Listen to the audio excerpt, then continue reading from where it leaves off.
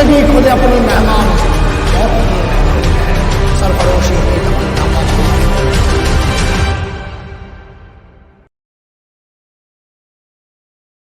Hello guys, welcome to Shield Defense Academy where your knowledge is your weapon। मैं नूरुस्सलाम आपका अपने इस channel पर स्वागत करता हूं। जैसा कि हम लोग को पता है कि क्रैश कोर्स लॉन्च हो चुका है और क्रैश कोर्स के हिसाब से जो भी इम्पोर्टेंट चीज़ें हैं हम उसको एक एक करके डिस्कस कर रहे हैं। तो इसी क्रैश कोर्स में आज हमारा जो टॉपिक है वो एटमॉस्फेयर। देखिए बच्चों, ये जो टॉपिक है ये पेपर में आता ही आता है, चाहे आपका एनडी हो, सीडीएस हो, एफकैट हो, हर एग्ज़ाम में ये पूछा जाता है और हर जगह ये बहुत ही यूज़फुल रहता है। तो एटमॉस्फेयर की हम आज शुरुआत करने जा रहे हैं। एटमॉस्फेयर की एक जनरल जानकारी, एक इंफॉर्मेशन के फॉर्म में हम इसे जानेंगे और समझेंगे कि कहाँ तक आपके एग्ज़ाम के लिए क्या क्या पॉइंट इम्पॉर्टेंट है। आप इस वीडियो को देखिए और अगर आपने हमारे चैनल को सब्सक्राइब नहीं किया है तो तुरंत सब्सक्राइब करिए और वीडियो अगर पसंद आए तो लाइक कीजिए और शेयर कीजिए। चलिए फ्रेंड्स, शुरू करते हैं एटमॉस्फेयर विद नूरुस्सलाम। चल, हमारा एटमॉस्फेयर होता क्या है? पहला पॉइंट हमें ये समझना है, व्हाट इज़ एटमॉस्फेयर। तो एटमॉस्फेयर को लेकर बहुत सारे कन्फ्यूज़न रहते हैं, उन कन्फ्यूज़न को हम यहाँ पर डिस्कस करेंगे। देखिए, पहली चीज़ तो हमें पता है कि हमारी जो पृथ्वी है वो एक आग का गोला थी। कई हज़ार साल से हमारी पृथ्वी जल रही थी और इसके लगातार जलने की वजह से यहाँ पर आपको धीरे धीरे इसका ठंडा होना, और ठंडे होने से जब ये ठंडी हुई पृथ्वी, तो इसके पृथ्वी के ठंडे होने से जितने भी भारी तत्व कहाँ चले गए? इसके कोर में, और उससे क्या बना? इसका कोर। फिर जितने हल्के तत्व थे वो कहाँ चले गए? उसके मेंटल में। और भी हल्के तत्व जो थे वो कहाँ चले गए? इसके क्रस्ट में। इस तरह से हमारी पृथ्वी का फॉर्मेशन हुआ और जो बची कुची गैसें थी वो क्या हुई? वो पृथ्वी के चारों तरफ जमा हुई और पृथ्वी की ग्रेविटी ने उसे रोका और हमारा क्या बन गया? एटमॉस्फेयर। तो एटमॉस्फेयर की अगर हम बात करते हैं वो एक दिन में नहीं बनता है, वो उसको बनने में कई अरब साल लगे। अब एटमॉस्फेयर में क्या चीज़ है तो हम अभी डिस्कस करेंगे composition of atmosphere. Composition of atmosphere की जब हम बात करते हैं तो एटमॉस्फेयर में दो मेन कंपोनेंट है, नाइट्रोजन और ऑक्सीजन। हमारे जो एटमॉस्फेयर है उसमें ऑक्सीजन 21% है नियर अबाउट, और नाइट्रोजन नाइट्रोजन कितने परसेंट है? नाइट्रोजन आपका 78% है। अब अगर हम इसमें बात करते हैं नाइट्रोजन की, तो नाइट्रोजन जो है ये हमारे लिए इम्पॉर्टेंट है, 78% को कॉन्स्टिट्यूट करता है। सपोज करिए अगर नाइट्रोजन 78% ना होता और ऑक्सीजन 78% होती तो क्या होता? तो हमें ज़रूरत से ज़्यादा ऑक्सीजन मिल जाती। आपको ये लग रहा है? नहीं। देखिए, हर जगह जो आग लगती है तो आग लगाने के लिए क्या चाहिए होता है? ऑक्सीजन। तो ऑक्सीजन बहुत ज़रूरी है और ऑक्सीजन ज़्यादा होने की वजह से सबसे बड़ी दिक्कत क्या होती? आप कहीं पर जाते, कुछ भी हल्का सा फ्रिक्शन होता और आग लग जाती। और अगर नाइट्रोजन 21% होती तो देखिए, नाइट्रोजन हमारे जितने भी फॉरेस्ट हैं, जितने भी प्लांट्स हैं, उनको अपने आप को डेवलप रखने के लिए नाइट्रोजन चाहिए। तो नाइट्रोजन अगर कम होती तो क्या होता? तो हमारे प्लांट ग्रो ना कर पाते। तो ये बैलेंस जो सिस्टम में बना है वो एकदम परफेक्ट है, नाइट्रोजन का 78% और ऑक्सीजन का 21%।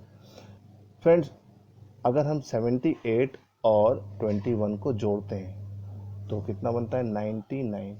तो 99% तो हमारे एटमॉस्फेयर में आपका ये दोनों गैसें हैं। तो बचा हुआ 1% क्या है? बचे हुए 1% में हमारे पास आते हैं अदर गैसेस। अदर गैसेस की अगर हम बात करते हैं तो उन अदर गैसेस में हमारे पास कौन कौन से आते हैं? ऑर्गन, कार्बन डाइऑक्साइड और हीलियम। जैसा कि आप स्क्रीन पर देख सकते हैं, पहला है ऑर्गन, दूसरा है कार्बन डाइऑक्साइड, तीसरा हीलियम। ये हमारे अदर गैसेस में आते हैं। इसमें कभी कभी एग्ज़ाम में क्वेश्चन आता है कि इनको अरेंज करिए, तो सबसे ज़्यादा ऑक्सीजन है, उसके बाद नाइट्रोजन है, फिर क्या आता है? ज़्यादातर लोग कार्बन डाइऑक्साइड लगाते हैं, नहीं, उसके बाद आपका ऑर्गन आता है। ऑर्गन को हम AR से डिनोट करते हैं और कार्बन डाइऑक्साइड चौथे नंबर पे आता है। ठीक है। आर्गन हमारे सिस्टम में 0.93% है, जबकि अगर हम देखें तो कार्बन डाइऑक्साइड हमारे सिस्टम में 0.036% है। तो इसे थोड़ा सा ध्यान रखिएगा, ये कुछ पॉइंट्स हैं जो आपको ध्यान रखने हैं एटमॉस्फेयर की कंपोजिशन को लेकर। अब अगर हम कार्बन डाइऑक्साइड की बात करते हैं तो कार्बन डाइऑक्साइड एक ग्रीन हाउस गैस है, और ये ग्रीन हाउस गैस जो है हमारे अर्थ के चारों तरफ अपनी एक लेयर बना रही है। हमारे अर्थ के अपने चारों तरफ ये लेयर बनाने की वजह से एक दिक्कत पैदा हो रही है। कार्बन डाइऑक्साइड अपने अंदर टेम्परेचर को रोकती है, जिसकी वजह से ये ग्लोबल वार्मिंग को बढ़ा रही है, और इंडस्ट्रियलाइजेशन की वजह से हमारे सिस्टम में ये गैस लगातार बढ़ती चली जा रही है, और जिसके बढ़ने की वजह से इसकी एक लेयर हमारे अर्थ के चारों तरफ बन रही है। तो सन से जो हम हीट लेते हैं वो हीट हम उसको पूरा वापस दे नहीं पा रहे हैं। कुछ हीट कार्बन डाइऑक्साइड के थ्रू रोक ली जा रही है, जिसकी वजह से हमारे अर्थ का टेम्परेचर बढ़ रहा है। अब जैसा कि आप जानते हैं कि अर्थ में 71% क्या है, वाटर है, और आउट ऑफ दो 71% मोर देन 50% फ्रोजन फॉर्म में। अगर हमारे अर्थ का टेम्परेचर बढ़ रहा है, जैसा कि पिछले 100 साल में 1 डिग्री सेल्सियस बढ़ा है, तो अगर इसी तरह से हमारे अर्थ का टेम्परेचर बढ़ता गया तो ये ग्लेशियर मेल्ट होने लगेंगे, और धीरे धीरे सारा का सारा वाटर मेल्ट हो जाएगा और सारा लैंड फिर डूबने लगेगा। तो फ्रेंड, इसे याद रखिएगा कि कंपोजिशन हमारे अर्थ की बहुत ही बैलेंस्ड है। इसमें अगर कोई भी चीज़ बढ़ेगी या घटेगी तो सिस्टम में बहुत दिक्कत हो सकती है। तो किस चीज़ के बढ़ने और किस चीज़ से घटने से क्या क्या दिक्कत हो सकती है वो मैंने आपके साथ यहाँ पर डिस्कस कर लिया है। अब हम आगे बढ़ते हैं, और हम आगे बढ़ के एटमॉस्फेयर के अगले पार्ट की तरफ बढ़ते हैं। अगला पार्ट जो है वो है लेयर्स ऑफ एटमॉस्फेयर, वायुमंडल की परतें। लेयर्स ऑफ एटमॉस्फेयर की जब हम बात करते हैं तो हमारे पास एटमॉस्फेयर में 5 लेयर पाई जाती हैं। कितनी लेयर पाई जाती है फ्रेंड्स? 5 लेयर। अब इन 5 लेयर को अगर आप ध्यान से देखेंगे तो सबसे पहली लेयर हमारे एटमॉस्फेयर की है ट्रोपोस्फेयर, दूसरी लेयर है स्ट्रेटोस्फेयर, तीसरी लेयर है मेसोस्फेयर, चौथी लेयर है आयनोस्फेयर, और पांचवी लेयर है एक्सोस्फेयर। हिंदी में इसके नाम जान लेते हैं। पहली लेयर का नाम है क्षोभ मंडल, दूसरी लेयर का नाम है समताप मंडल, तीसरी लेयर का नाम है मध्य मंडल, चौथी लेयर का नाम है या चौथी परत का नाम है आयन मंडल, और पांचवी परत का नाम है वायुमंडल। जैसा कि आप डायग्राम में देख सकते हैं, इस डायग्राम में सबसे करीब अर्थ है, अर्थ के बाद पहली लेयर ट्रोपोस्फेयर, उसके बाद दूसरी लेयर स्ट्रेटोस्फेयर, फिर तीसरी लेयर मेसोस्फेयर, फिर थर्मोस्फेयर, और सबसे आखिरी लेयर एक्सोस्फेयर। तो फ्रेंड्स, इस तरह से आपने देख लिया कि हमारे अर्थ में जो लेयर्स हैं वो कौन कौन सी हैं। साथ ही साथ आप नोट करते जा रहे हैं, आई होप लिखते जाइएगा, नोट करते जाइएगा। वीडियो को पॉज करके स्क्रीनशॉट लेकर आप इसे रिकॉर्ड कर सकते हैं, नोट बना सकते हैं। जितने ज़्यादा नोट्स बनाएंगे आपके लिए उतना अच्छा होगा। तो आई होप कि सारी लेयर आपको समझ में आ गई हो। तो यहाँ पे देखिए, सबसे पहला क्वेश्चन ये बनता है, इन लेयर को अप टू डाउन भी अरेंज करने का होता है और down to up to arrange करने का होता है। अर्थ से ऊपर जाने पर जब अरेंज करेंगे तो सबसे पहले ट्रोपोस्फेयर और सबसे आखिरी में एक्सोस्फेयर, इस तरह पैटर्न पे चलेगा। लेकिन जब बाहर से स्पेस से अर्थ की तरफ बढ़ेंगे तो सबसे पहले एक्सोस्फेयर फिर ट्रोपोस्फेयर। ये कई बार आपका अरेंज करने को आया है एग्जाम में और आप इसको गलत करके आते हैं, तो इनको गलत मत करिएगा, ठीक है। अब एटमॉस्फेयर की पहली लेयर कौन है ये जरूर पूछा जाता है, ट्रोपोस्फेयर। एटमॉस्फेयर की बीच की लेयर कौन सी है? मेसोस्फेयर। तो ये कुछ बेसिक क्वेश्चन हैं जो इनके लेयर्स के नाम से आपको यहाँ पर क्लियर हो जाएगा। तो हमारे एटमॉस्फेयर में जो लेयर्स हैं वो टोटली कितनी होती है? 5, ठीक है। इस 5 के अलावा कोई हमारे पास छठी लेयर नहीं है। अब फ्रेंड्स, हमें एक एक करके इन लेयर्स को डिस्कस करना है। अभी आज के इस लेक्चर में मैं एक लेयर को डिस्कस करूंगा और बची हुई 4 लेयर को मैं अगले लेक्चर में डिस्कस करूंगा, ठीक है फ्रेंड्स। तो हम शुरू करते हैं अपनी पहली लेयर पर।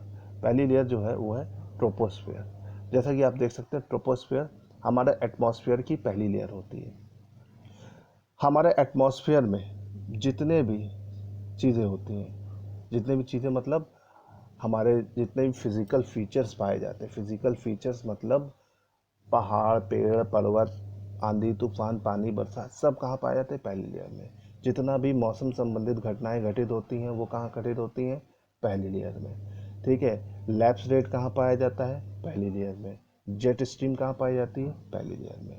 अब ये 4 चीज़ें मैंने आपको बताई, अब एक एक करके इसको समझ लेते हैं। ऑल फीचर्स, फीचर्स का मतलब क्या होता है, जितने भी आपके पास भौतिक संरचनाएं हैं, जैसा कि आप डायग्राम में देख सकते हैं, पर्वत, बादल, नदी, झील, झरना, ये सब कहाँ पाए जाते हैं, पहली लेयर में। हमारे एटमॉस्फेयर का लगभग 90% एरिया हमारी पहली लेयर में पाया जाता है। और इसी लेयर में सारी घटनाएं घटित होती हैं। डायग्राम में आप देख रहे हैं बिजली कड़क रही है, तो आंधी, तूफान, पानी, बरसात, ये सब कहाँ पर घटित होते हैं, ये आपकी पहली लेयर में। अब तीसरा पॉइंट है लैप्स रेट। अब ये लैप्स रेट क्या होता है, हम इसको समझ लेते हैं। देखिए, लैप्स रेट को हिंदी में बोला गया है पतन दर। पतन दर क्या होती है और इसको कैसे समझना है, ये हम एक बार समझ लेते हैं। देखिए, पतन दर का मतलब होता है कम होना, घटना। तो पहली लेयर में जैसे ही हम 165 मीटर ऊपर जाते हैं, टेम्परेचर 1 डिग्री सेल्सियस कम हो जाता है, और इसी को हम बोलते हैं पतन दर या लैप्स रेट। तो जैसे जैसे हम पहली लेयर में ऊपर बढ़ते हैं, टेम्परेचर कम होता है। वो किस रेट से कम होता है, 165 मीटर ऊपर जाने पर टेम्परेचर 1 डिग्री सेल्सियस कम होता है। तो लैप्स रेट की वैल्यू कितना है, लैप्स रेट का वैल्यू है -165 मीटर